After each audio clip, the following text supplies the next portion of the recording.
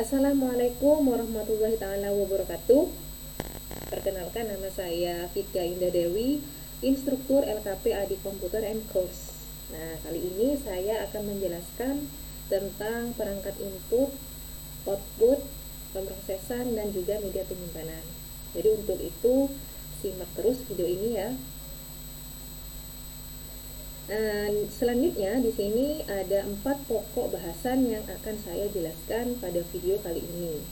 Jadi ada perangkat input, perangkat output, perangkat proses, dan juga media penyimpanan.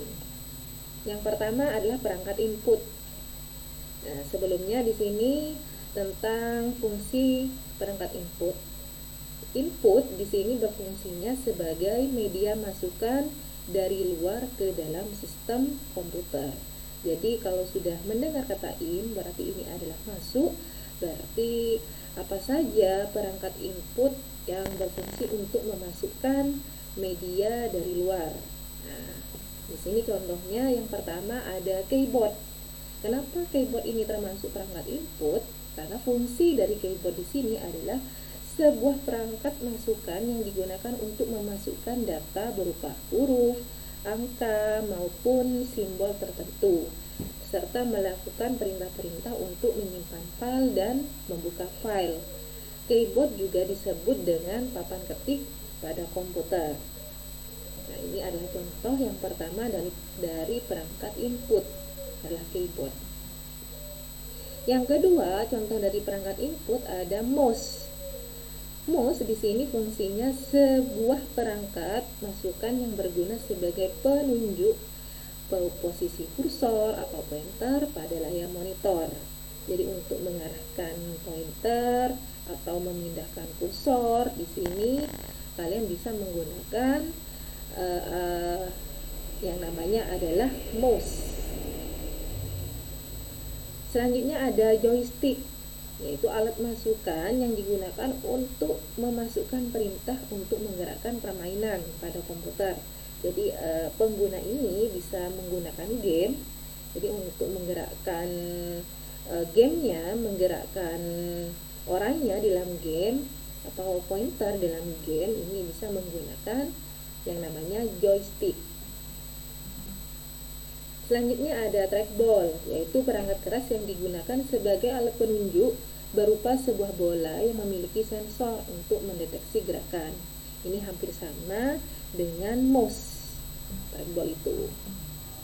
Selanjutnya ada light pen, yaitu pointer elektronik yang digunakan untuk memodifikasi dan mendesain gambar dengan screen atau monitor. Jadi untuk pendesain ataupun pengguna lainnya bisa menggambar pada monitor atau pada screen, di sini menggunakan yang namanya adalah light pen. Selanjutnya ada scanner, yaitu alat input yang mempunyai fungsi hampir sama dengan mesin fotokopi. Tapi bedanya di sini untuk scanner bisa disimpan filenya, bisa disimpan dalam bentuk PDF ataupun dalam bentuk gambar. Selanjutnya ada barcode reader, yaitu perangkat yang digunakan untuk membaca barcode data. Jadi untuk biasanya ada pada toko atau swalayan, di sini kasir biasanya untuk menerjemahkan, untuk melihat berapa harga dalam sebuah bungkusan tersebut.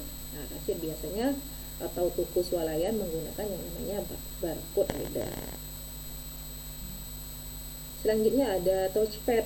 Nah, untuk touchpad ini bisa kalian jumpai pada laptop atau netbook. Sebuah alat penunjuk yang menampilkan sensor pada permukaan khusus yang dapat menerjemahkan gerakan dan jari-jari pengguna atau user ke posisi yang diinginkan pada layar monitor. Ini adalah pengganti dari mouse. Jadi kalau pada laptop ini ada perangkat yang namanya adalah touchpad. Selanjutnya ada mikrofon, yaitu perangkat keras keluaran yang dapat menangkap gelombang suara lalu merubahnya menjadi getaran listrik. Nah, ini untuk menangkap suara. Mikrofon itu adalah contoh dari perangkat input. Selanjutnya ada perangkat output. Apa itu perangkat output? Perangkat output adalah keluaran dari hasil pemrosesan input yang berupa tampilan ataupun suara. Jadi setelah diinput dan diproses, maka akan dioutputkan. Apa saja perangkat-perangkat tersebut? Contoh yang pertama adalah speaker. Speaker di sini adalah perangkat keras keluaran atau output yang berfungsi untuk mengeluarkan hasil pemrosesan berupa suara dari komputer. Jadi untuk bisa mendengarkan musik, pengguna bisa menggunakan yang namanya speaker. Selanjutnya adalah printer, yaitu perangkat keluaran yang digunakan untuk mencetak data seperti gambar atau foto, tulisan pada media kertas. Jadi pengguna untuk mencetak hasil dari yang sudah diedit, yang sudah dibuat agar dapat dicetak, bisa menggunakan printer yang mana medianya berupa kertas. Selanjutnya ada monitor, yaitu sebuah perangkat keluaran yang digunakan untuk mengeluarkan hasil pemrosesan yang dilakukan oleh komputer berupa informasi yang dibutuhkan oleh orang yang memakai komputer. Jadi untuk melihat hasil apa sih yang sudah diproses oleh CPU salah satunya. Nah, di sini monitor yang akan menampilkan semuanya. Selanjutnya ada proyektor, perangkat keras yang mengintegrasikan sumber cahaya, sistem optik elektronik, dan display dengan tujuan untuk memproyeksikan gambar atau video ke dinding atau layar. Nah, itu adalah fungsi dari proyektor. Itu adalah contoh dari perangkat output maksud saya. Nah, selanjutnya ini adalah perangkat proses. Apa itu penjelasan perangkat proses? Fungsinya untuk mengolah data dari input atau masukan, kemudian mengeluarkannya atau output berupa informasi. Jadi sebelum di-outputkan, maka harus diproses dulu. Apa saja contoh dari perangkat proses ini? Nah, salah satunya yang pertama adalah prosesor, yaitu perangkat keras yang berguna untuk melakukan pembacaan, pengertian, dan melaksanakan perintah dari pelaksanaan program. Nah, prosesor ini disebut juga dengan otak dari komputer. Jadi semakin tinggi kecepatan ataupun jenis dari prosesor ini, maka akan semakin cepat pula dalam pemrosesan komputer itu sendiri. Selanjutnya ada RAM atau Random Access Memory, yaitu tempat di mana kita menemukan instruksi-instruksi yang hendak dikerjakan dan sebagai media penyimpanan sementara. Jadi di dalam komputer itu ada media penyimpanan, tapi sementara. Nah, di sini adalah fungsi dari RAM. Untuk media penyimpanannya, nanti saya akan jelaskan di slide berikutnya. Selanjutnya ada mainboard. Nah, mainboard adalah papan sirkuit utama yang berguna sebagai tempat macam-macam komponen elektronik yang saling terhubung yang memiliki chip, BIOS, port, slot, dan jalur konektor sebagai penghubung dari masing-masing perangkat.